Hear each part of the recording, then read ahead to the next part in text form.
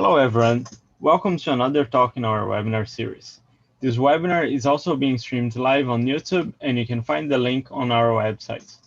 Today we have Matt Hilton from the University of KwaZulu-Natal to talk about galaxy clusters detected with the Atacama Cosmology Telescope. Matt, thank you very much for coming. Thanks for having me. Okay, I'll share my screen. Okay.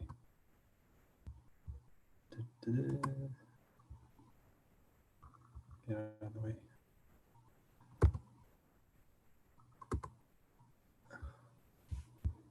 Okay, you still with me?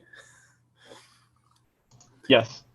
Okay, right. So yeah, so thanks for giving me the opportunity to tell you about what we've been working on. So this is a talk about finding galaxy clusters using this instrument here. Well, it's actually hidden behind a screen. I'm going to show you a video in a second. It's called the Atacama Cosmology Telescope. So this is a collaboration with lots of institutes. There's about 70 people in this collaboration, give or take, in total, and it's led from Princeton. Okay, so what is ACT? So ACT is this 6-meter telescope located in the north of Chile, as the name suggests, the Atacama Cosmology Telescope. I've lost my pointer. Okay. It's this 6-meter telescope which is sat inside this ground screen that you can see in the video on the right here. So this is a telescope which observes at millimeter wavelengths. The idea is to observe the cosmic microwave background, which is the oldest light in the universe. And because you're observing at millimeter wavelengths, you want to get as high and as dry as possible. You want to get to above as much water vapor in the atmosphere as you can.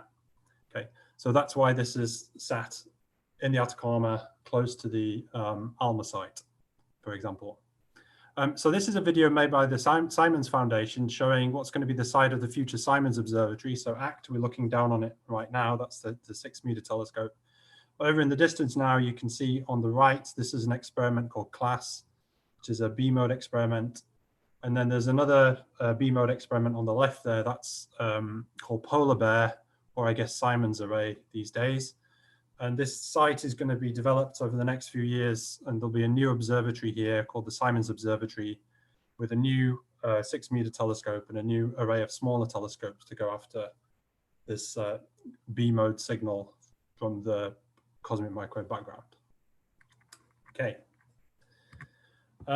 So ACT, as I said, is this collaboration of about 70 people. This is a picture from when we were allowed to meet face-to-face, which was last year. So obviously everything is on Zoom at the moment. As I say, this is a collaboration of about 70 people. The PI is Susan Staggs at Princeton. This experiment's been going for a long time now. So the telescope itself saw first light back in 2007. And then we ran with our first generation detector array called MBAC. So that's the millimeter bolometer array camera. That was on in 2007. There was a little bit of a hiatus while polarization sensitive receiver was developed called ActPol. So that was running up to 2015. And our most recent published results are really still based on ActPol. So we've just had the ACT data release 4. We've started naming our data releases with numbers now. That is essentially all of ActPol plus a little bit of that is the first year of advanced ACT. So that's using data up to 2016. From 2016 onwards, we've had this new receiver called Advanced ACT, which has got, well, you'll see it's largely what I'm going to talk about today. It allows us to map out huge areas of sky to much greater depth than what we were able to do before. Okay. And yeah, so if you've got a 6-meter telescope, if you're observing at millimeter wavelengths, you're at 150 gigahertz, then your resolution is about 1 to 2 arc minutes, depending on what frequency you're at exactly. Okay, so the purpose of this telescope is to look at the cosmic microwave background. So this is this oldest light in the universe. And so by studying that light, all the lovely bumps and wiggles in it, we can get an idea of what the kind of universe we live in, so the cosmological parameters. And just to illustrate what having a 6-meter telescope buys you, on the right is the view of the sky from Planck. Okay, so this is obviously a space mission. that's got a resolution of about 7 to 10 arc minutes, depending upon what frequency we're talking about. This is like 143 versus 150 gigahertz. On the left, you've got ACT. This is 1.4 arc minute resolution. You can see you've got a sharper picture of the CMB, so you're going to be able to extract more information out of it. And one of the most obvious things is you can see the point sources pop up much more clearly in ACT because you've got higher resolution. It's a lot easier to pick out the compact sources. And galaxy clusters, which I'm going to get onto just shortly, those appear as cold spots, so dark blue in this kind of map, sort of the opposite to the point sources. So here's the outline of my talk. So I'm going to give a bit of a overview of galaxy clusters, optical X-ray, and through something what's called the Sunyaev-Zel'dovich effect, which is what we're using to find clusters with the Atacama Cosmology Telescope. Then I'll talk about what we've been doing with ACT recently. So this is something which is now called the ACT DR5 or Data Release 5 cluster catalog. So I'll tell you a bit about how the clusters were detected and how we followed them up to make sure that the sources we get really are clusters. And then towards the end, I'll just finish by saying a little bit about ongoing follow-up work. So I'm based in South Africa, so I'll say a little bit about Meerkat. I'm not actually really going to say anything about SALT today. But suffice to say, we've got a nice 64-dish radio telescope, which is really nice, and which we can use to go pointing at a load of clusters for various different reasons. Okay, so I guess many people here actually work on galaxy clusters, so yeah, I'm still going to do this anyway. So the reason why we're interested in clusters is, or part of the reason is that they're the most massive gravitationally bound structures we find in the universe. So as I'll talk about in a little while, you can use those to tell you about cosmology. But if you just look at a cluster in the optical, so this is a nice Hubble Space Telescope image here of a fairly nearby cluster. The most obvious thing which grabs you from this is all the galaxies are similar colors and similar shapes. These are the elliptical and S0 galaxies in the cluster. And these are not forming any stars really. They're basically what we call red and dead. Okay, so one of the things people are interested in with clusters is what's the environmental impact on star formation and how do you end up with a galaxy population that looks like this.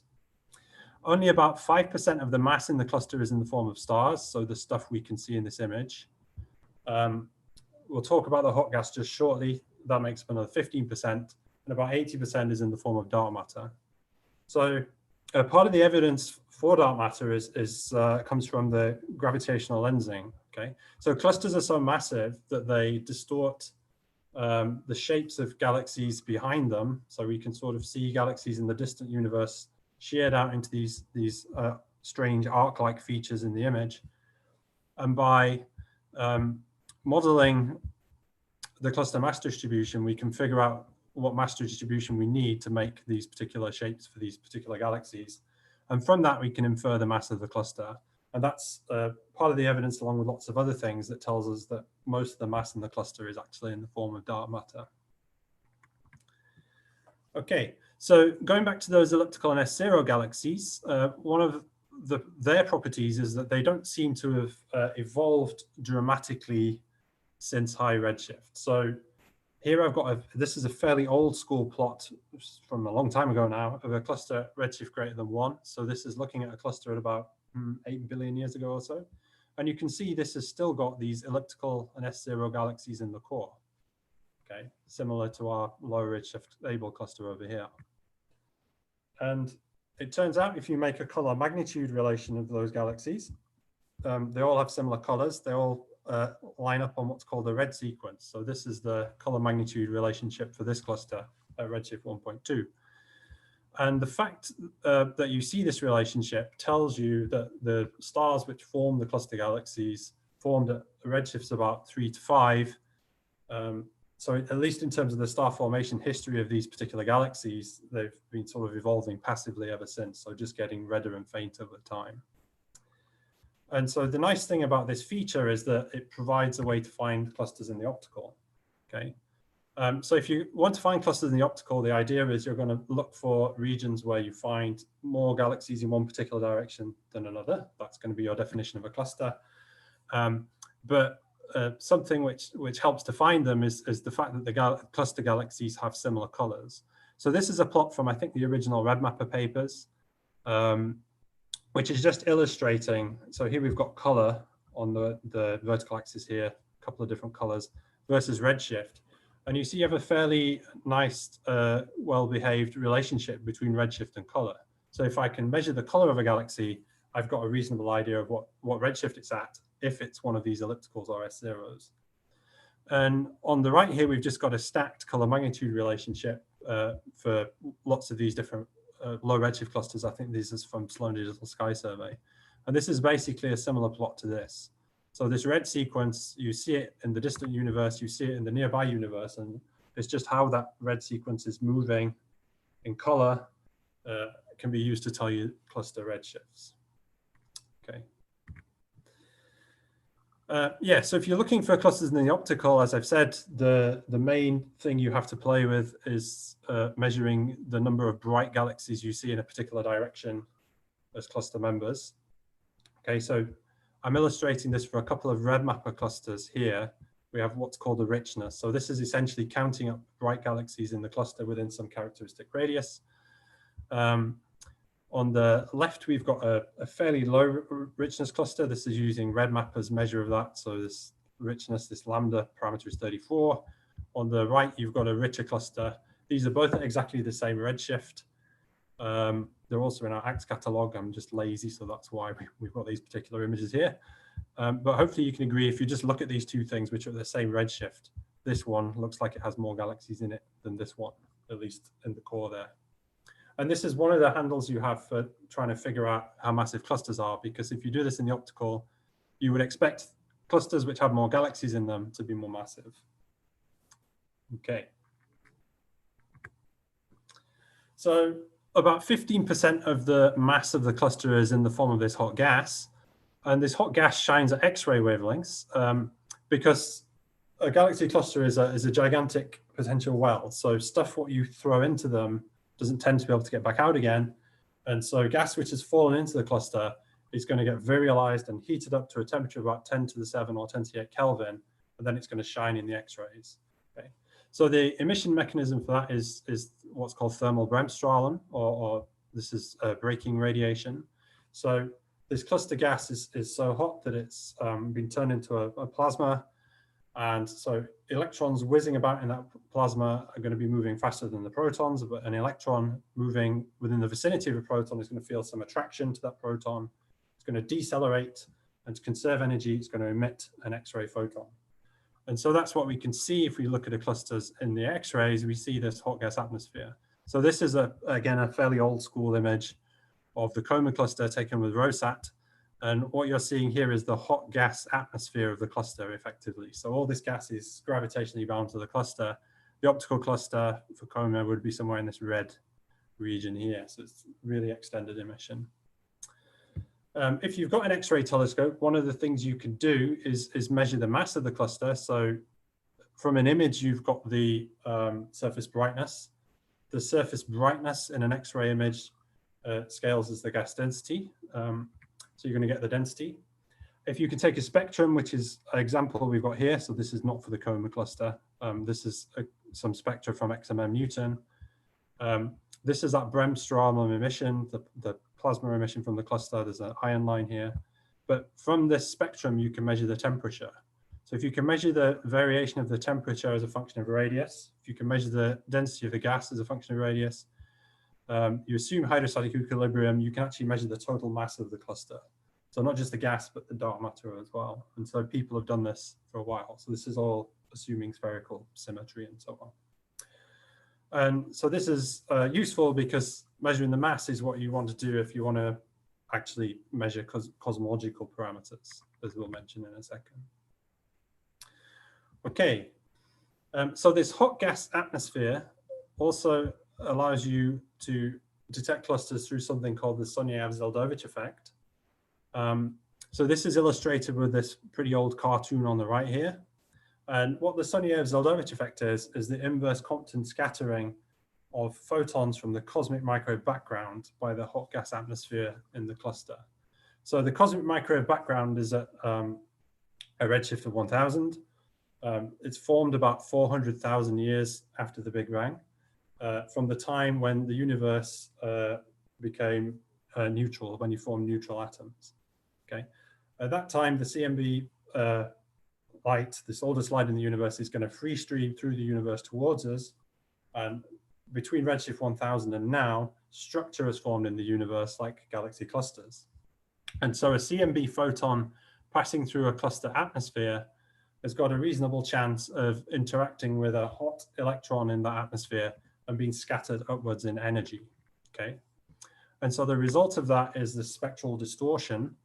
Okay, so this black line here is the black body spectrum of the cosmic microwave background. This blue line is the exaggerated spectral distortion you would get in the direction of a galaxy cluster. So if you look at this little anim GIF at the bottom, stolen from Planck, this is showing you what a CMB temperature map looks like at different frequencies if you're looking in the direction of a cluster. And so if you look at like 70 or 100 or 143 gigahertz, you see a cold spot. So you're seeing fewer photons in the direction of the cluster.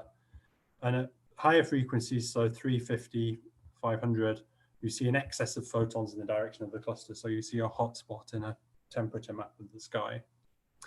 And the really neat thing about this is that it's independent of the redshift of the cluster. So it's a scattering effect.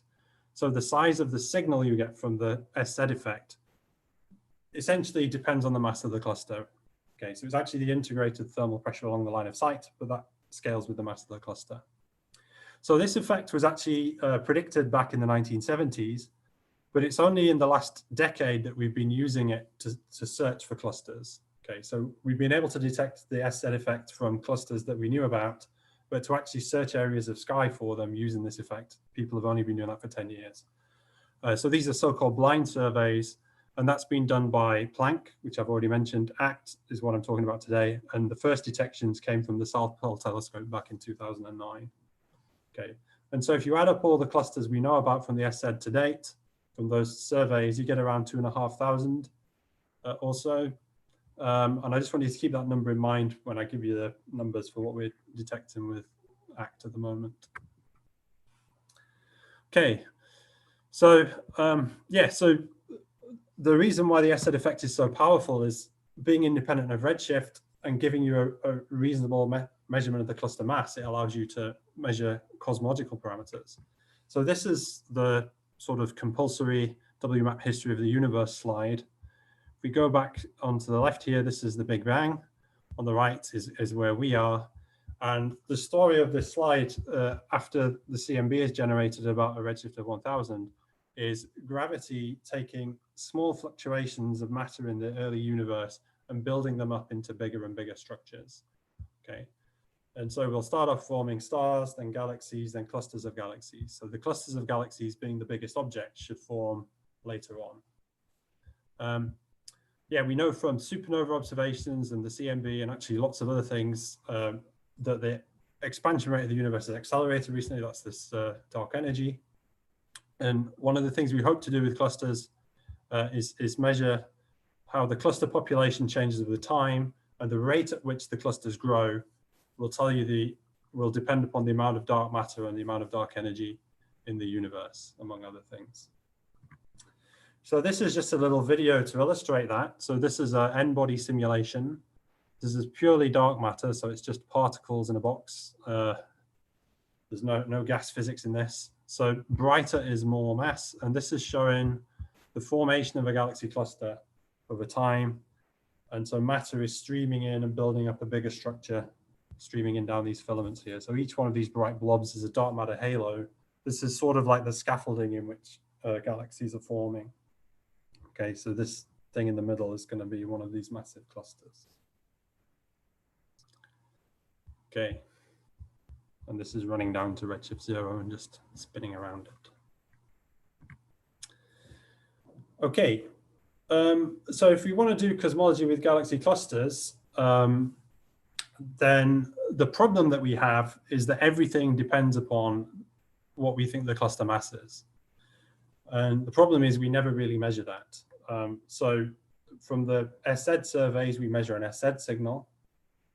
We need to translate that signal into mass, which is what's predicted by these theoretical models for structure formation. So our theory tells us that the masses of the clusters we should see, but we don't observe mass. We observe SZ signal or optical richness or whatever else. So here I've got a few examples of the effect of not knowing the mass calibration on the cosmological parameters. So sigma 8 here is the normalization of the dark matter power spectrum. Omega matter is the amount of matter we've got in the universe. And this is a plot from the last time we did cosmology with cluster cosmology with ACT, which is well overdue for an update back in 2013, where we sort of hedged our bets about what we thought the scaling with mass was. And this essentially shows you that as you change your assumption for what how the SZ signal scales with mass, you move your cosmological parameters around in this plane here. Planck did similar stuff. Here they're using weak lensing mass calibration. So our stuff on the left here is using simulations back in 2013. These Planck results, here you've got different contours for different assumptions of the, so different mass calibrations of the cluster mass scale from different weak lensing surveys. So you can see this has a dramatic effect on what you think the cosmology could be. And then here's a couple of other ones which are more recent. So I would say the current state of the art for this is probably the SPT results in terms of doing this from clusters, in terms of the sophistication of the analysis maybe. So yeah, and then on the right here we've got results from dark energy survey. So dark energy surveys using optically selected clusters at the moment gets different cosmological results to what is expected from other probes. So that's what this has been shown in this plot. And maybe part of that is to do with mass calibration, maybe part of it is to do with selection. I'm not entirely sure, others here will probably know better than me what the current state of understanding this is.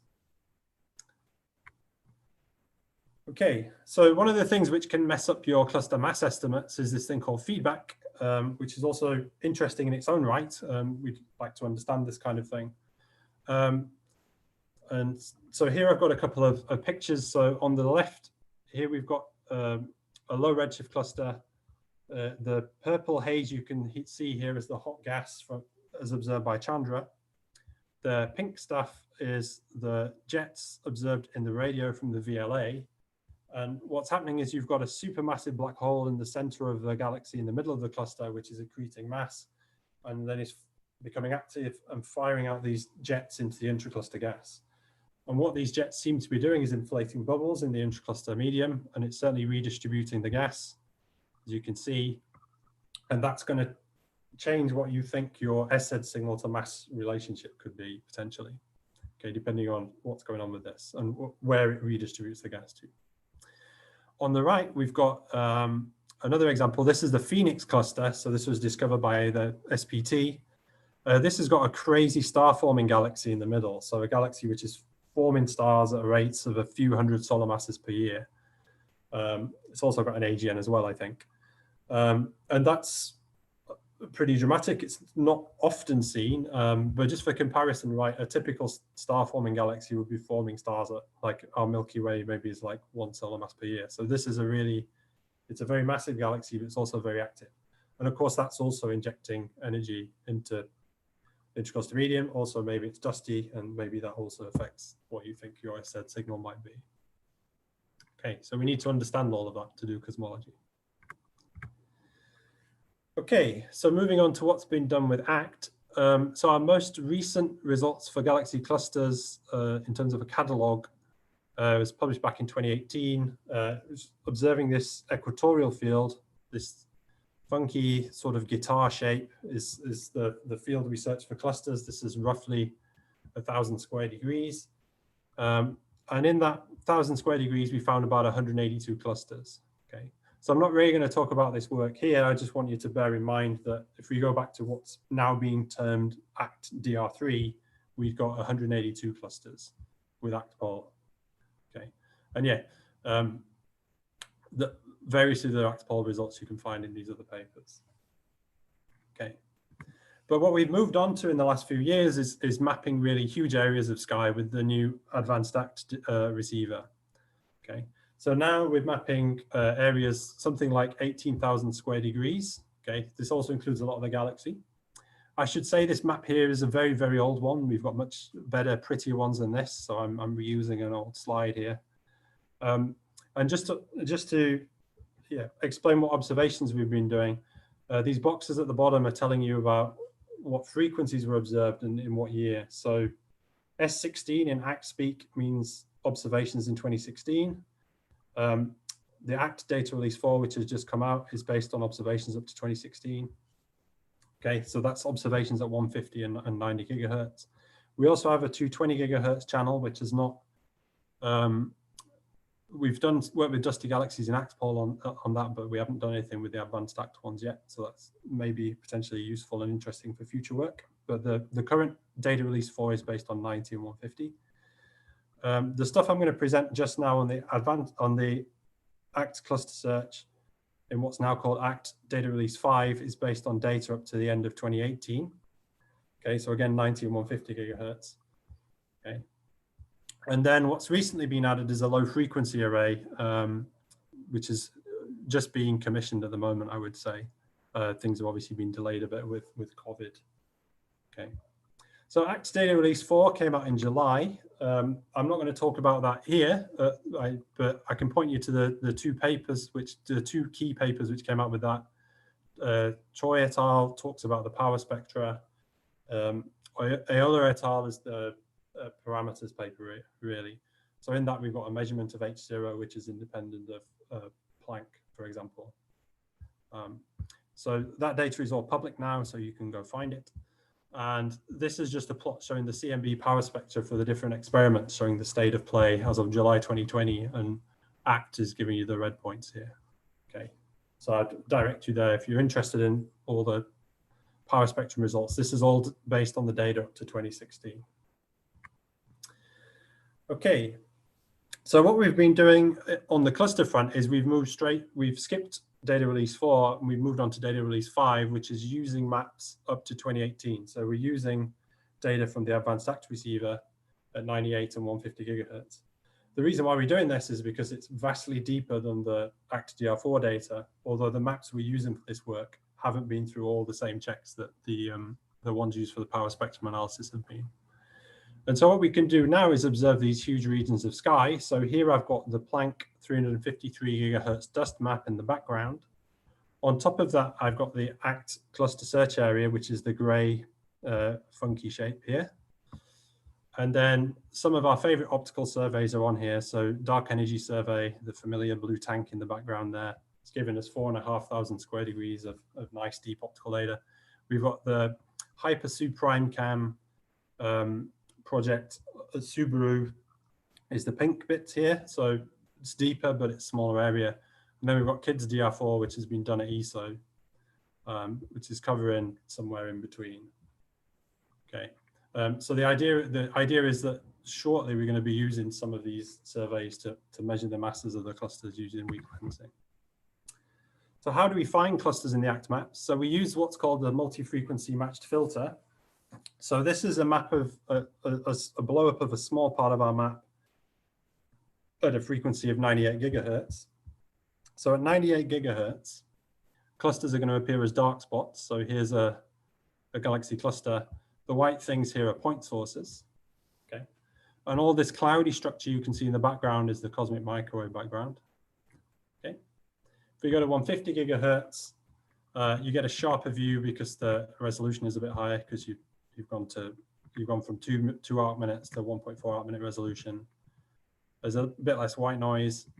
And the SZ signal is slightly different in size, but it's not really obvious because of the change in resolution as well.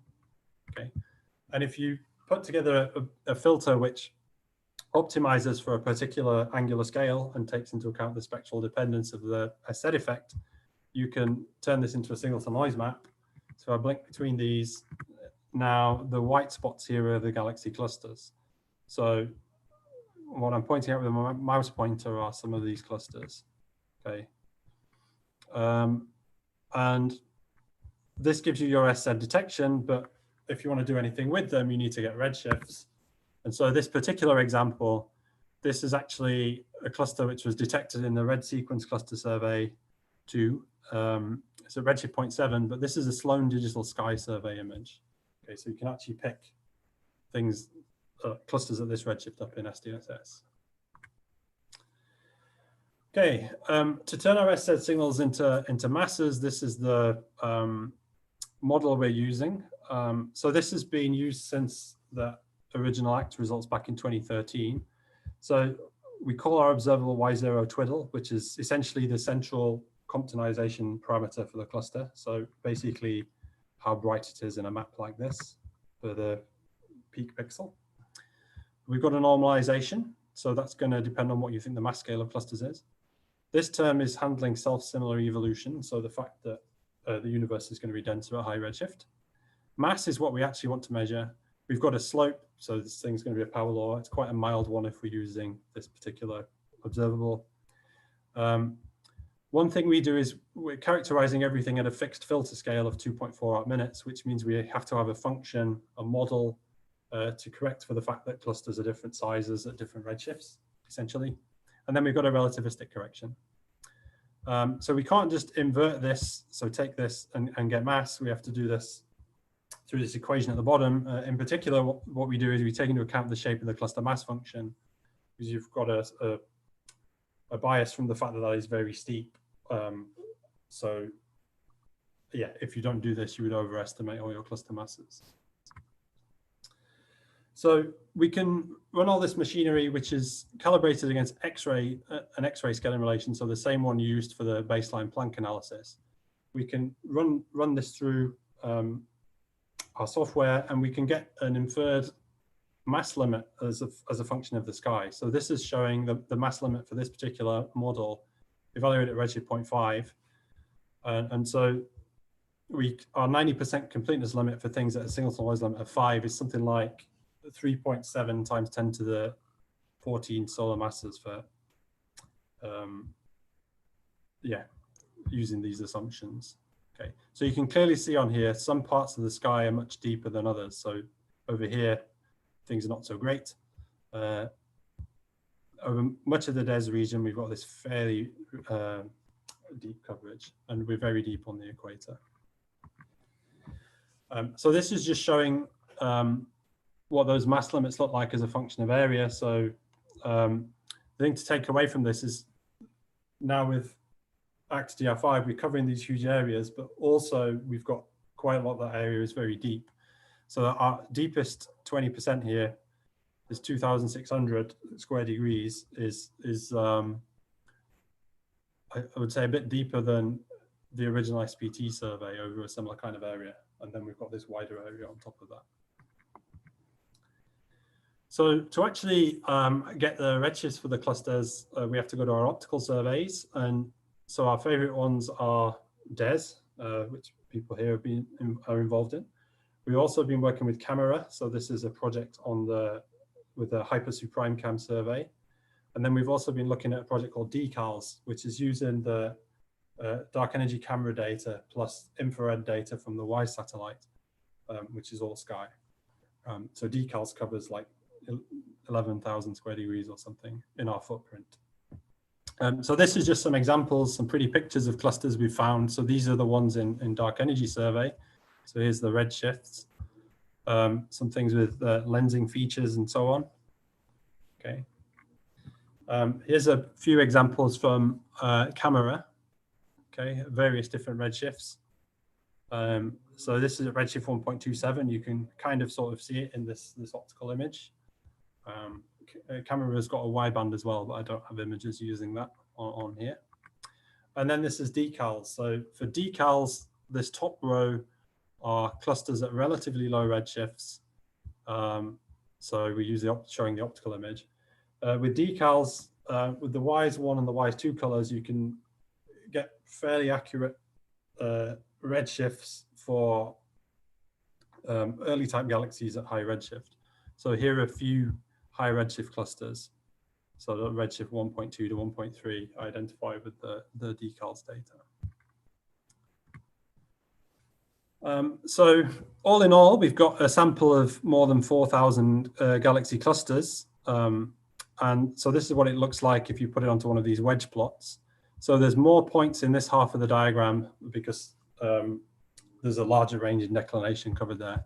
This is the other side this is just around the equator, this part. And these circles on here are marking the redshift. So we're actually detecting clusters almost to redshift 2 here. Things are getting more incomplete here just due to the optical and infrared follow-up. But up to about redshift of 1, thanks to DES and HSC in those particular regions, we should be pretty complete in terms of our follow-up. So this is what the redshift distribution looks like. So depending on how we count things, we've got about 200 redshift greater than 1 clusters, and of order 700 or so of our clusters are going to be new discoveries. So that's not counting things which are in RedMapper or in Camera, which haven't necessarily been published yet, those catalogs. So we're not counting those as new. And yeah, because we've got a lot of overlap with Sloan in the north, then about 40% of the redshifts are actually spectroscopic. Okay, so this is the breakdown. In terms of the you can either think about this plot as in terms of the purity of the sample or in terms of the follow-up completeness. So at the bottom we've got our signal to noise for our preferred filter scale. On the vertical axis we've got the fraction of candidates which turned out to be clusters, and we've broken this down by survey area. So the overlap with DES, the overlap with HSC, the overlap with KIDS, and then the full 13,000 square degrees. Okay.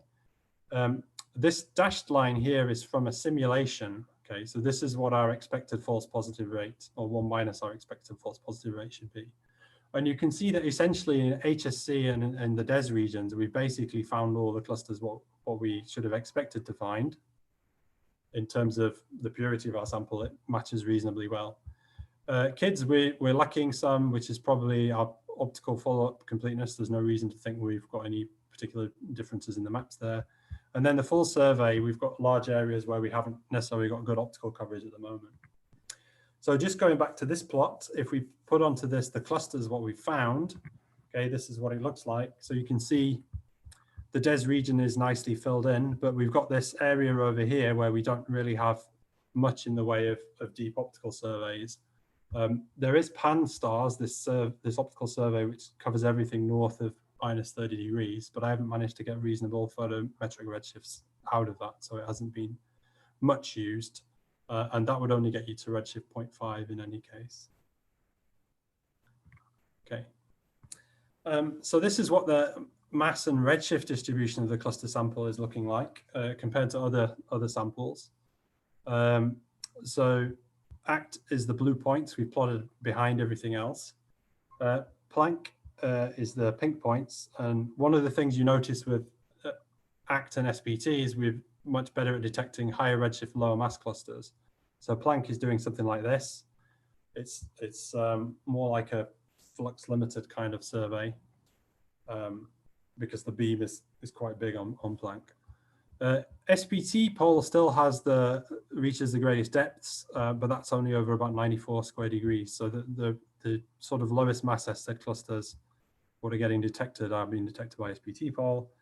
But yeah, we're reaching all the way up to redshift 1.9 here. So this is a cluster detected in the XMM-LSS region. I think the original redshift is in Willis et al. 2013. Mantz et al. 2014 had a calmer detection of this cluster, and we're detecting it at signal to noise of about 6 in ACT DR5. Okay, and so one thing which we're going to need to do work on is filling in this region here. For that, we need lots of infrared observations, basically. So dark energy survey, HSC, is really getting you up to about a redshift of 1. Beyond that, we've got work to do. But there should be a lot of clusters to find out here. Okay, so just to finish, I'll just say a little bit about ongoing follow-up work. So one of the main things we want to do is cosmology. To do that, we really want to do weak lensing mass calibration. We've done a little bit of work on that so far with HSC. So we had some results based on the ACT pole sample, which came out last year. And it's a paper by Hiranao and Miyataki. So this is just showing the ratio of our baseline SZ mass over the weak lensing mass. It's a familiar story which people have seen if you're comparing, say, Planck masses to weak lensing masses for a while now. This sort of original X-ray calibrated mass comes in a bit low. This gray line is what you would need to do to this mass calibration factor to bring the cluster abundance in Planck to agreement with the CMB results from Planck. Okay. Yeah, so this was our result there. We're going to do a lot more of that. This was based on like 7 clusters, I think. Okay, we've got a lot more now. We're working on this with dark energy survey as well, and also with a kilodegree survey. And then other results we've had recently based on this sample, we had a joint collaboration with SPT as well, with the ACT pole on the splashback radius last year, which I don't really have time to get into details of, but there's another paper on that coming out shortly from DARES. Okay, yeah, because I'm running out of time here, I think. Okay, so just to finish then, so now we find all these clusters, what do we want to do with them? So one of the things we've got in South Africa is this thing called MeerKAT. So this is this 64 antenna radio telescope. It's working very nicely. And what we want to do is use it to look at galaxy clusters. So in particular, we're interested in things like star formation in the cluster galaxies, which you can get at using the radio continuum measurements. Okay. So there you look at the galaxies will typically be point sources at the kind of redshifts of our clusters. And you're going to use that to get an estimate of the star formation rate and look at the environmental dependence of star formation. The other thing we're interested in is the diffuse emission. So my postdoc, Kenda Knowles, has led some work on this with the ACT sample. This is, so that was based on GMRT. We're now working on MeerKAT data. This is an image of El Gordo, so a famous cluster discovered by ACT back in 2011 or 2012. So this is the MeerKAT radio image, okay? And here you're seeing the diffuse radio halo emission. So this is diffuse emission in the cluster to do with the ICM. And then you've also got these radio relic, what are called radio relics, and these tend to line up with shock fronts. El Gordo itself is a crazy merging cluster, so these two things are not on the same scale necessarily, but they should be pretty close. So this fuzzy haze, this comet-like structure is the X-ray gas. So it's one cluster smashing through another. Okay, and then in the background you've got the infrared light from the galaxies. Okay, so we're interested in studying this diffuse emission, where it comes from. It's typically seen in merging clusters, but it's not really terribly well understood at the moment.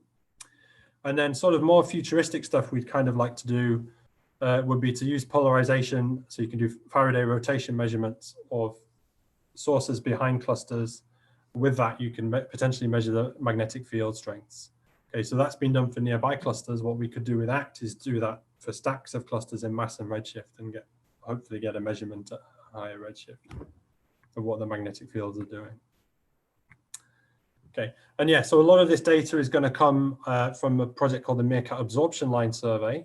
So this is a survey of pointing at 1,000 quasars with MeerKAT. And because MeerKAT has this huge field of view, so we're typically making images which are like a degree in radius. So you can maybe go up to 0.7 degrees and still get reasonable detections of stuff. A lot of clusters will be serendipitously detected in the Miles observation. So that's what we're going to be doing. Okay, and then, yeah, so ACT is going to carry on until 2021 or so. I guess 2021, maybe it's 2022 now.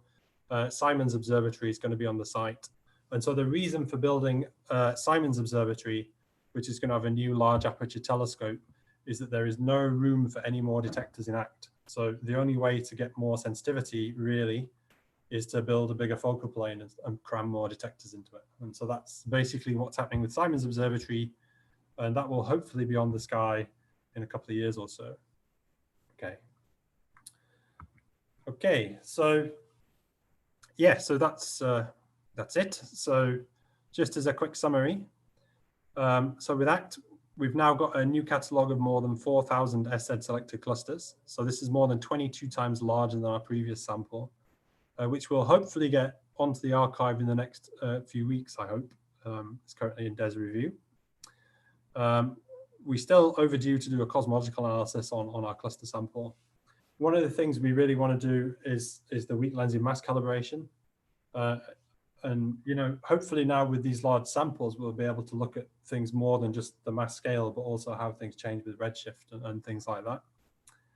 And there's a whole host of other things that can be done with this kind of sample to do with looking at galaxy evolution. And as I mentioned, the radio properties is something we're interested in doing.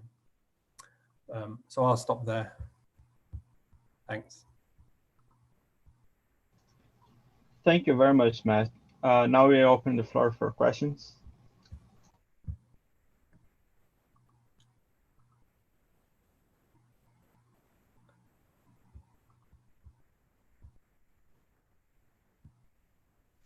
So I have a quick... Hi, ma'am. Oh, sorry. Go ahead, Maria. Oh, thank you. Hi, Matthew. Hi, everybody. Really nice to talk. Thank you. What is the typical size of the cosmological sample that you are using in the ongoing analysis?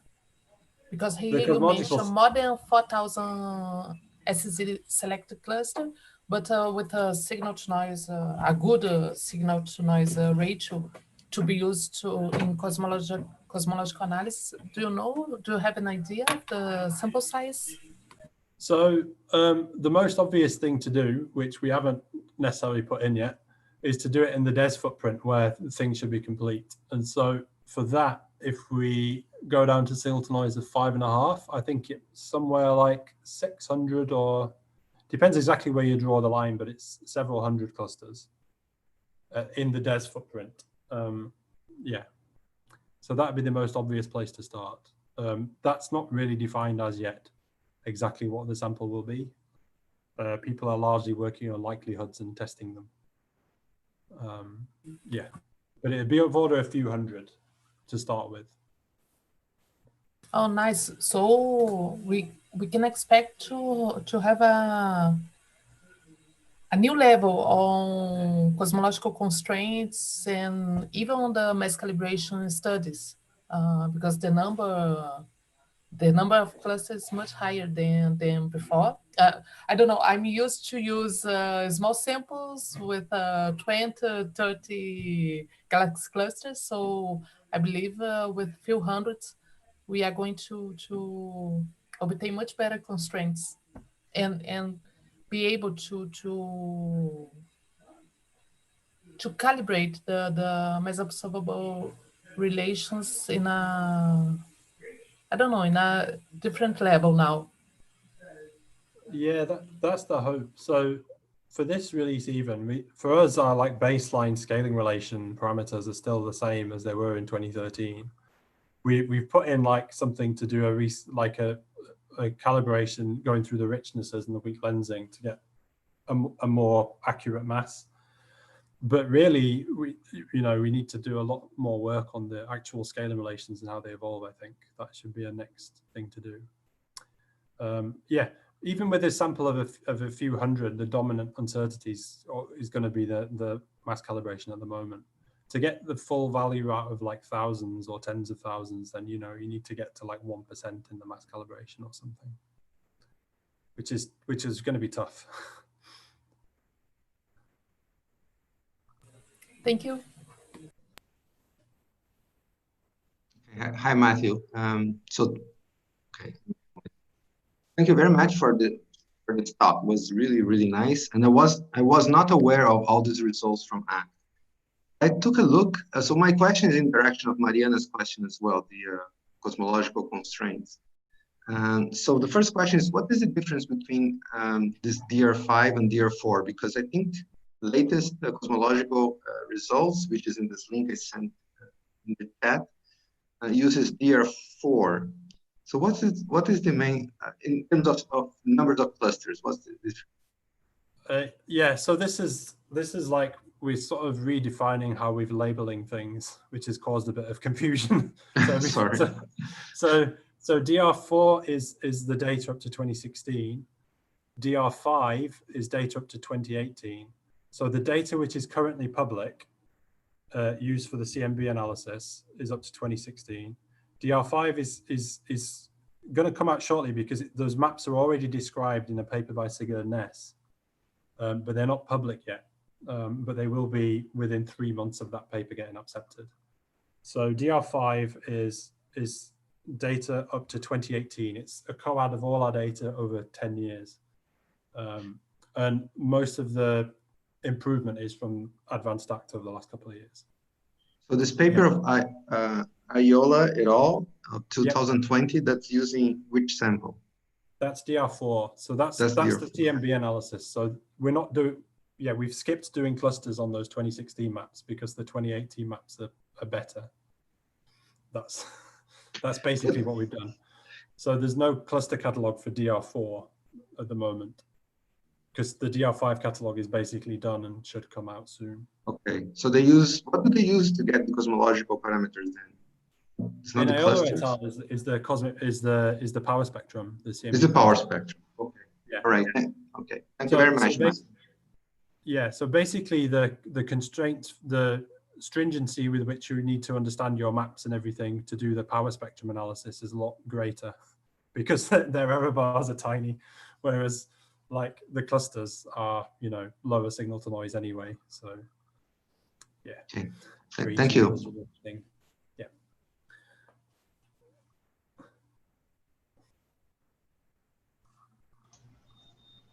All right, any more questions?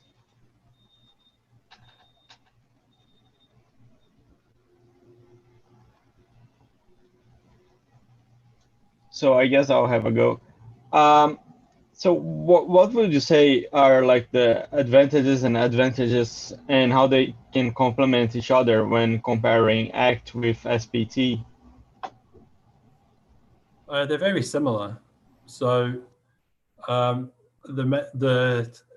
so historically SPT has had better data for if you compare to like ActPol, we've like this DR5 release is the first time we've been able to do clusters with 2 frequencies. Previously, we only had 150 gigahertz.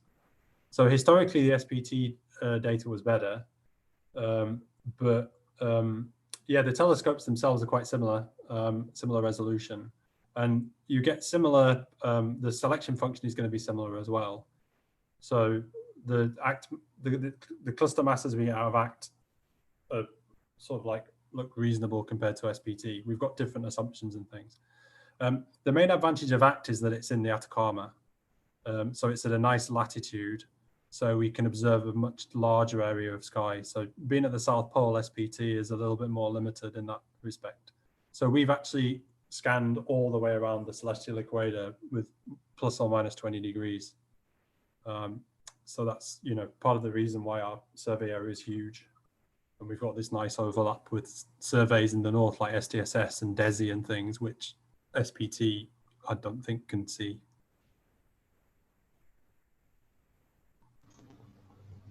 Right, I see. Yeah, I think also, unless things have changed, my information could be wrong, but we've been focusing on these large area now, whereas SPT, as I understand it, is drilling deeper into their existing footprint. But yeah, I might have wrong information on that. So we've gone for a wider, we're doing these wide areas.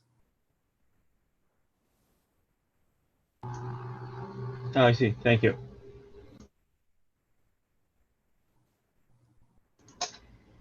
So any more questions?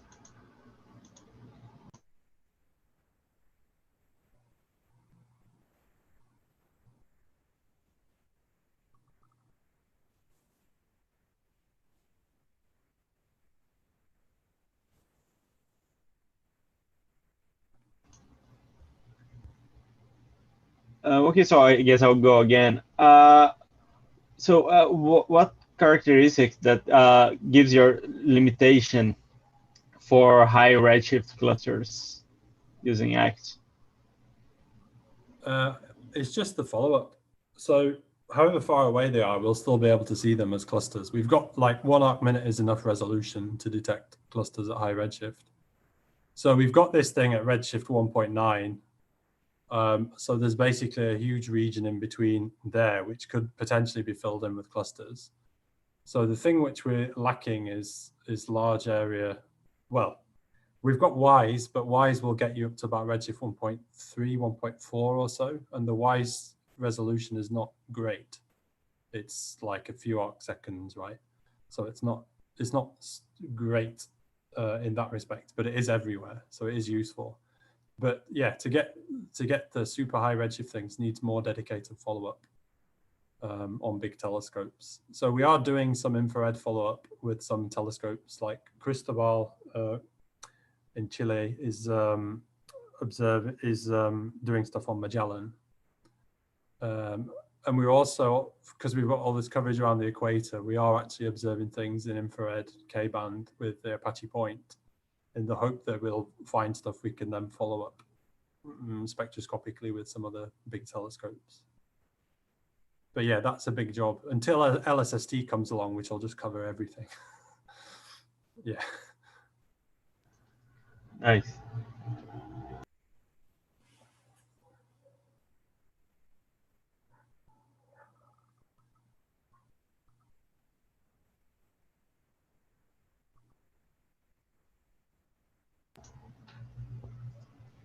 Okay, any more questions?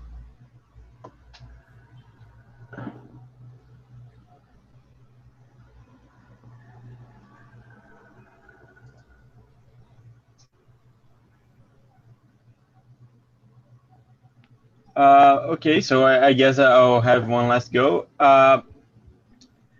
So when you talked about detecting clusters optically you talked mainly about using the red sequence, right? But as you go to higher and higher redshifts, I mean, this hypothesis is not necessarily valid. Is that something that you could see being an issue, looking for those high redshift clusters? For sure, I think, I don't know what redshift it will kick in at, but we do expect clusters to start being all blue and star forming at some point. Well, maybe redshift 3 to 5 before they become clusters. But there is like evidence for some increased star formation in high redshift clusters, in some of them at least. So yeah, I don't know if we get to like, if we do manage to push things to look at things close to redshift 2, maybe we will start to see some clusters with lots of star formation in it. I don't know. It'd be fun to find out. Yeah, we don't really know at this point. I think is that, yeah, those really high redshift things are quite hard to follow up. Yeah, I think the thing we'd really want is to be able to get spectroscopic redshifts for some of the super high redshift things. That's something else we're currently lacking at the moment. I see. So, well, I mean, that could be certainly something very interesting to see. Yeah.